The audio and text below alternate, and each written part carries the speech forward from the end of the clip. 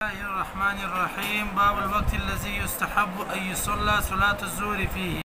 أسامة بن زيد رضي الله تعالى عنهما قال كان رسول الله صلى الله عليه وسلم يصلي الظهر بالهجير. بسم الله الرحمن الرحيم. باب الوقت الذي يستحب أن يصلى صلاة الظهر فيه.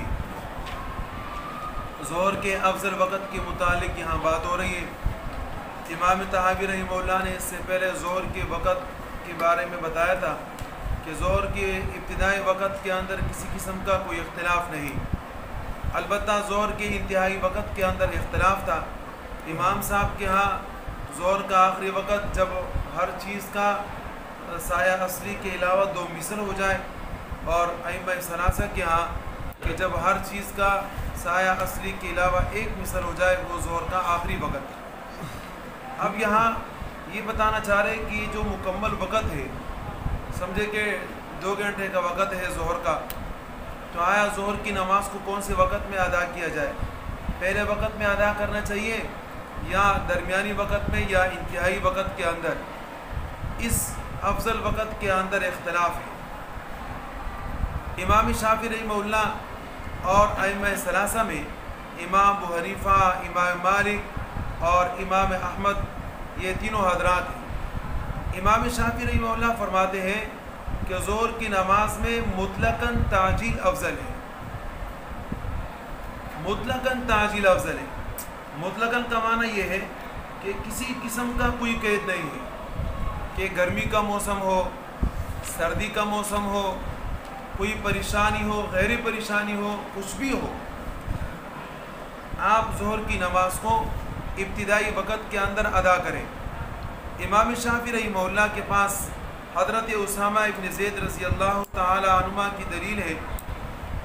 قال کان رسول اللہ صلی اللہ علیہ وسلم، حضرت اسامہ ابن زید رضی اللہ تعالی عنہما کی یہ روایت امام شافعی رحمہ اللہ کی دلیل ہے. قال کان رسول اللہ صلی اللہ علیہ وسلم یصلی الظہر بالحجیر. نبی اکرم صلی اللہ علیہ وسلم نے ظہر کی نماز کو پہلے ابتدائی وقت کے اندر ادا کیا ہے.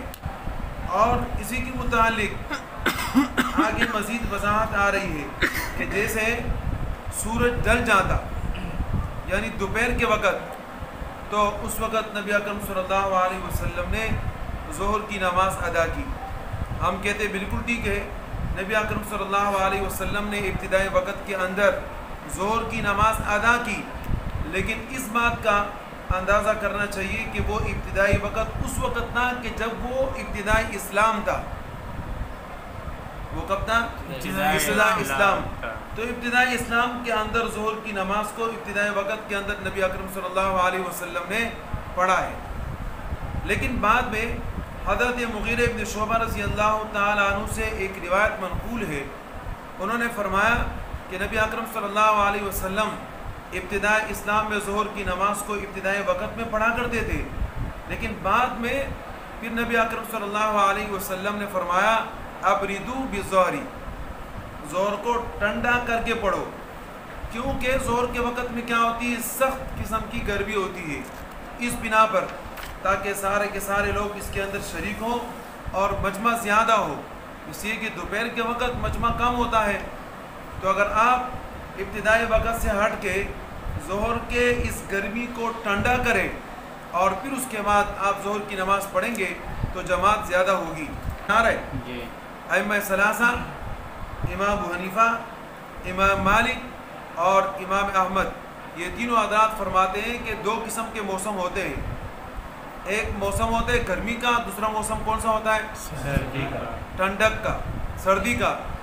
تو ٹھنڈک کے موسم میں آپ ظہر کی نماز کو ابتدائی وقت کے اندر پڑھ لیں، اس لیے کہ ابتدائی وقت کسی بھی نماز کا افضل وقت ہوتا ہے.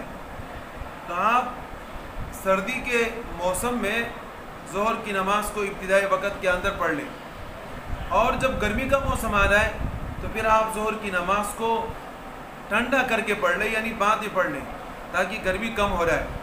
ائمہ ثلاثہ کی دلیل حضرت ابو سعید رضی اللہ تعالیٰ کی روایت ہے. قال قال رسول اللہ صلی اللہ علیہ وسلم ابردو بالظہر فإن شدۃ الحر من فیح جہنم. نبی علیہ الصلوۃ والسلام نے فرمایا کہ کہ ظہر کو ٹھنڈا کر کے پڑھے، فإن شدت الحر، کیونکہ گرمی کی جو شدت ہے وہ اسی وقت ہوتی ہے، یعنی گرمی جہنم کے گرمائش میں سے ایک حصہ ہے۔ اب ظاہر ہے کیا ہے، جہنم تو کوئی گیا نہیں ہے نا، لیکن اتنا انسان کو پتہ ہے کہ جہنم کے اندر کیا ہوتا ہے، آگ ہوتا ہے، کہ اس وقت گرمی ہوتی ہے، اور یہ گرمی جہنم کا اثر ہے۔ یہ کس کا اثر ہے؟ جہنم کا اثر ہے۔ اسی طریقے سے اس کے بعد حضرت ابو ہریرہ رضی اللہ تعالیٰ کی روایت ہے، ان رسول اللہ صلی اللہ علیہ وسلم اذا کان اليوم الحار، اذا کان اليوم الحار، کہ جب گرمی کا زمانہ ہوتا، فابردوا بالصلاۃ، نبی علیہ الصلوۃ والسلام فرماتے ہیں کہ ظہر کی نماز کو ٹھنڈا کر کے پڑھو، فإن شدت الحر من فیح جہنم، اس لیے کہ جناب گرمی جو ہے یہ جہنم کے حصوں میں سے ایک حصہ ہے، سمجھ ہے، جہنم کے اثرات میں سے ایک اثر ہے۔ تو اس وقت ظاہر ہے کہ لوگوں کو آنے میں تکلیف ہوا کرتی تھی۔ ہاں، ابتدائی وقت کے اندر ظہر کی نماز ابتدائی اسلام میں پڑھی جاتی تھی، لیکن بعد میں پھر اس کے اوپر عمل ختم ہو گیا اور منسوخ ہو گیا۔ اب گرمی کے زمانے میں ظہر کو بالکل ٹھنڈا کر کے پڑھنا چاہیے۔